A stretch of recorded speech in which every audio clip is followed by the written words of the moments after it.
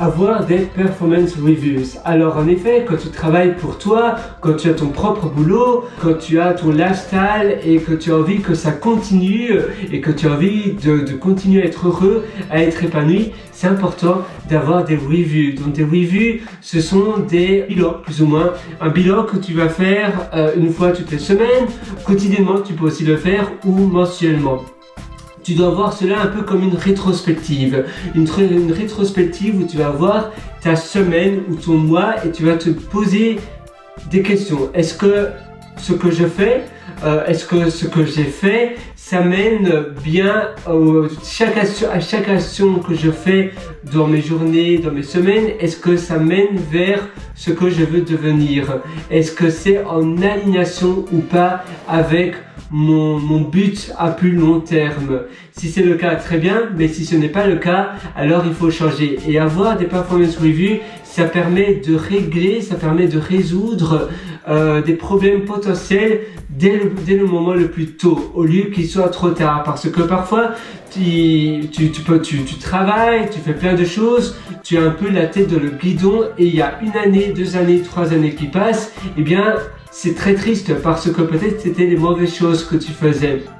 Et parce que tu ne t'es pas remis suffisamment en question, eh bien, il y a peut-être 1 année qui s'est écoulée et en réalité, ce que tu faisais aurait pu être plus optimisé ou aurait pu être amélioré. Et en effet, le temps, c'est de la vie, le temps, c'est la ressource la plus essentielle que l'on a. Alors, en ayant des performance reviews, en mettant en place un système de rappel pour tes performance reviews, donc tu vois, ça c'est un rappel que moi j'ai tous les 6 jours, et bien j'ai un rappel de performance review pour me souvenir des choses que je dois faire. Tu peux mettre cela sur ton application de rappel ou autre, et moi je le mets le matin parce que souvent le matin, eh bien je n'ai pas trop de distractions autour de moi, je suis encore seul, j'ai ma routine du matin et c'est là où je me remets en question, c'est là où je pense à ce qui s'est passé durant la semaine passée et j'essaie de visualiser les choses que j'ai fait, les actions que j'ai fait, et puis je vais voir mon application de tâches et je vais voir si j'ai réalisé combien de tâches j'ai pu réaliser, parce que c'est très rare qu'on puisse réaliser 100% des choses que l'on voulait faire. Mais si c'est pas 100%, c'est certainement que le reste, eh bien, la priorité était moindre et ce n'était pas vraiment important. Mais les choses les plus importantes, c'est important qu'elles ont été réalisées durant la semaine. Et si elles n'ont pas été faites, eh bien, c'est aussi un bon moment pour te remettre en question et pour savoir pourquoi elles n'ont pas été faites. Peut-être que la tâche en question est douloureuse ou bien que tu n'aimes pas trop faire cette tâche-là. Et donc, tu peux peut-être optimiser le démarrage à l'entrée, tu peux rendre la tâche plus agréable ou bien tu peux la sous-traiter, tu peux peut-être, oui, la sous-traiter, la déléguer, l'automatiser. Pour le reste, eh bien, tu vas voir ce que tu continues à faire, ce que tu ne dois plus faire, ce que tu as fait peut-être mais dont tu n'étais pas très content de toi. Peut-être que tu as eu une interaction avec un client si tu es freelance et peut-être que tu n'étais pas vraiment fier de toi durant ce moment-là, ou bien tu as eu un entretien et tu trouvais que tu aurais pu faire mieux. Eh bien, tu vas aussi noter ces améliorations pour la semaine prochaine. Et puis après, tu as des choses à donc continuer à modifier et à ne plus faire. Et ça, c'est pour la rétrospective, donc le bilan review. Moi, j'aime bien l'appeler, d'ailleurs c'est comme ça que je l'ai appelé sur mon application de notes, j'aime bien l'appeler Review My Performance, pour à chaque fois t'améliorer continuellement et itérer chaque semaine pour toujours prendre en compte ton niveau de bonheur, ton niveau de satisfaction, ton niveau de lifestyle, ton niveau de liberté et aussi ton niveau de productivité. J'espère que ça t'aide de cette session bonus, mais fais-le vraiment, même si tu penses que c'est intéressant, même si tu penses que tu vas le faire et que tu n'as pas besoin d'application de notes pour le faire.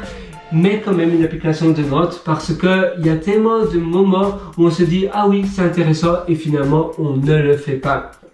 Et en réalité j'ai hésité à inclure cette vidéo dans cette formation parce que eh bien, il y a des personnes qui n'aiment pas trop cela. Ça leur fait penser un peu au travail s'ils étaient salariés, les performance reviews.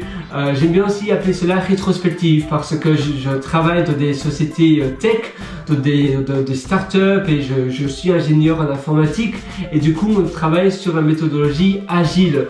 Et là on fait des rétrospectives durant le sprint des 2 semaines qui se sont écoulées.